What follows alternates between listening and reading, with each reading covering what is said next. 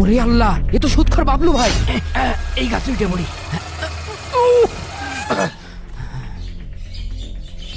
আল্লাহ, আজকে যদি আমার ধরতে পারে, আমার তো মেরে সিধে বের করে ফেলতে দেবে না।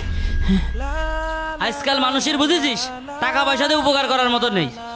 সে কথা আর করছেন ভাই, ওই উত্তরপাড়ার আকিবের 4-5 মাস আগে 5,000 টাকা ধার দিয়েছি।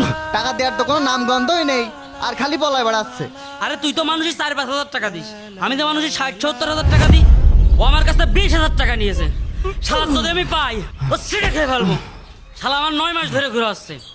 জীবনে যদি আমার লজ্জা থাকে, আর কোনোদিন শুইতে টাকা নেব না। এখানে স্যান্ডেল কার ভাই?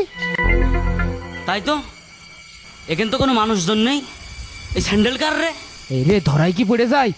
আদুর, তুই স্যান্ডেল নে মল্লি, চল। শালা আজকে পালি ছিঁড়ে খেয়ে ফেলাবো। ও